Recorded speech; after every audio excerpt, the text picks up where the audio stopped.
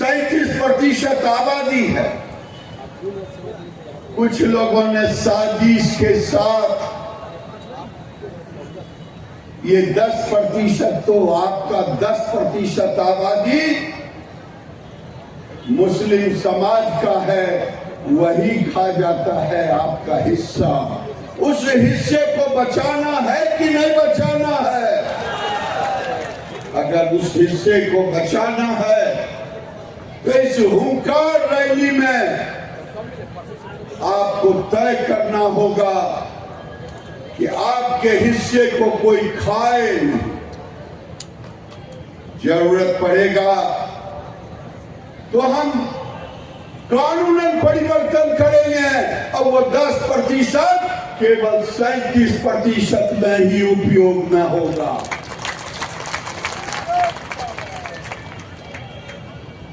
मैं दूसरी बात कहना चाहता हूं, आज तक आरक्षण की मांग, सम्मान आप और हम लड़ते रहे, लेकिन ये कांग्रेस, भीम सिंह ने सही कहा, लेकिन भीम भाई परिवार को बताना होगा कि स्थिति क्या है। लालू यादव जी कांग्रेस के साथ मंत्री थे। 2 पार्टियां हैं जो वंचित समाज को, पिछड़े समाज की बात करते हैं।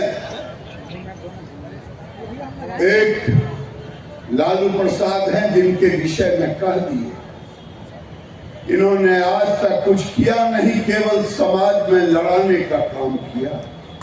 लेकिन आज नीतीश कुमार, सम्राट चौधरी, दिलीप जायसवाल, विजय सिन्हा मिलकर के आपको मैं जरूर कहता हूं, कांग्रेस और लालू जी उसमें थे जिसकी चर्चा उन्होंने किया।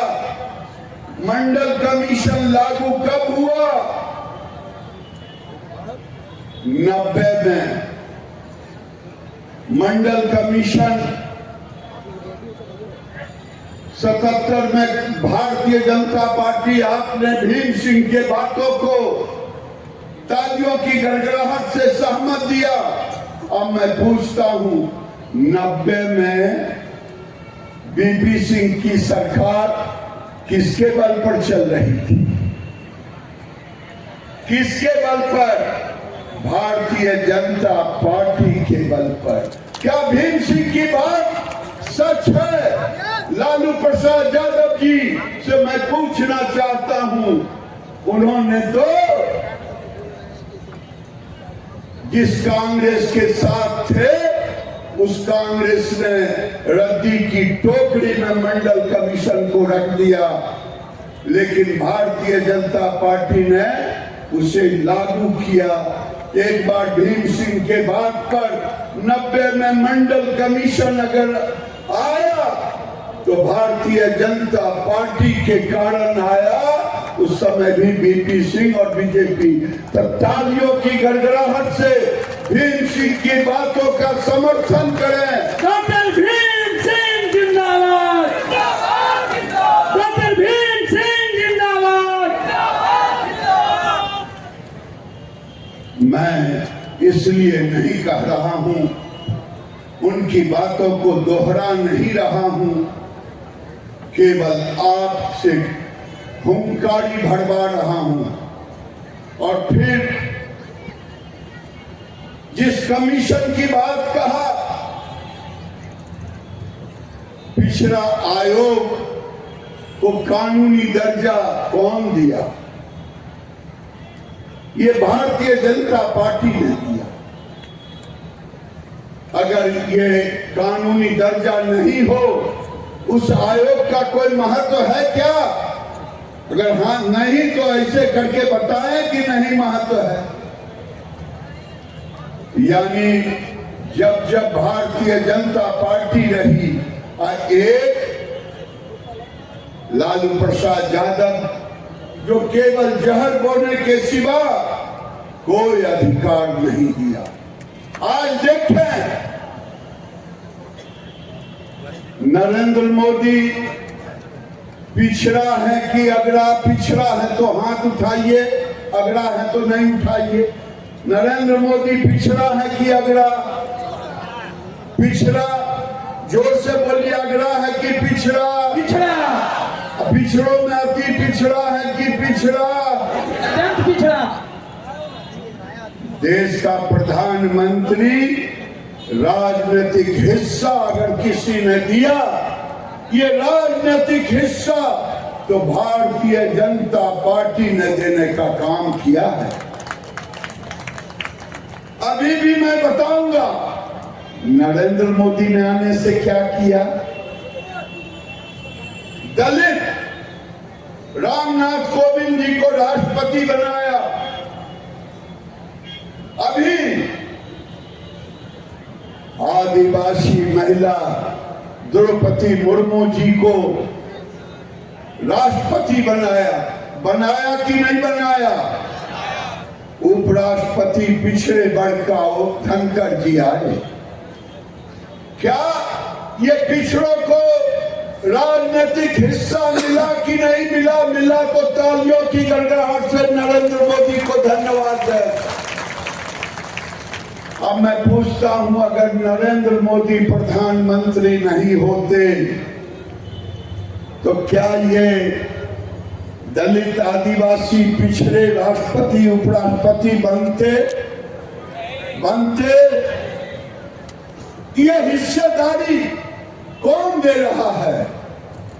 हम एक कथनी और करनी, एक शंख होता है, एक डपोर शंख होता है। लालू प्रसाद यादव जी डपोर शंख हैं, वो केवल आवाज देंगे, उनसे कुछ नहीं होने वाला। उतारिए हो जा। इसलिए मैं कहता हूं, इस डपोर शंखी से बचने की जरूरत है। अगर समाज को बचाना है, मैंने कहा भीम भाई हमको क्यों बुला रहे हो? मैं तो हिंदूवादी आदमी, मेरे लिए तो सारा धन 22% ही है, एक को छोड़ करके।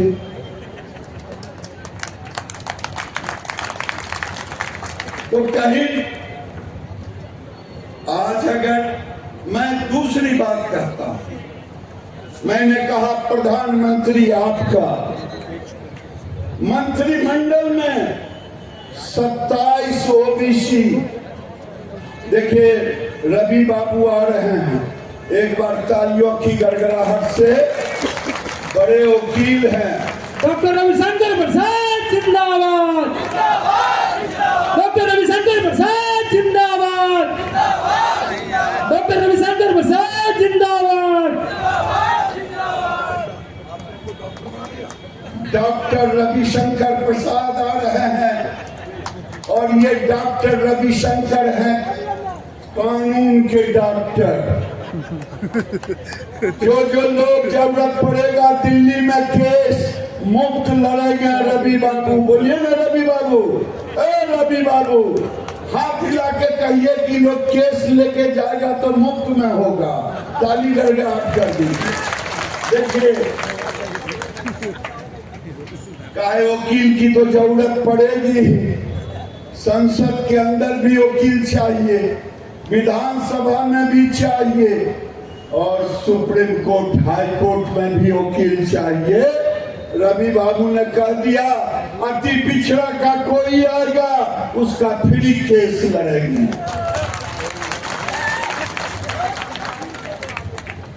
अब ये 27 मंत्री अगर नरेंद्र मोदी के मंत्री परिषद में है, आप बताइए इंदिरा गांधी कभी रखी थी? नहीं।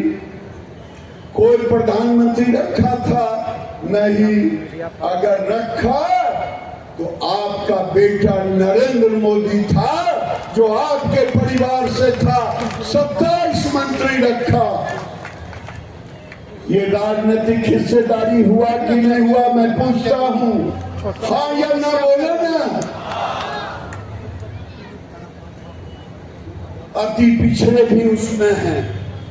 और लोकसभा में 26% लगभग। अगर मुझे एमपी की संख्या जोड़िएगा तो आपके परिवार की भागीदारी है नरेंद्र मोदी के कारण 26%। एक बार उनके लिए ताली परिवार के लिए बजा।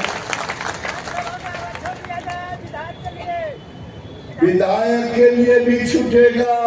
जब 26% देश में है तो नरेंद्र मोदी के रहते कोई माई का लाल पैदा नहीं हुआ जो पिछड़ों और अति पिछड़ों का हक लेते। बिहार में जब दिलीप जायसवाल, सम्राट चौधरी, भीम सिंह, विजय बाबू ऐसे लोग हैं तो मैं बहुत ज्यादा नहीं कहते हुए, क्योंकि आप आए हैं हुंकार रैली में। जो भीम बाबू ने कहा, ये आए हैं कलयुगे संघे शक्ति। कलयुग में संघ ही सबसे बड़ा ताकत होती है। आप एकजुट रहेंगे कि नहीं रहेंगे? भीम बाबू के नेतृत्व में रहेंगे कि नहीं रहेंगे?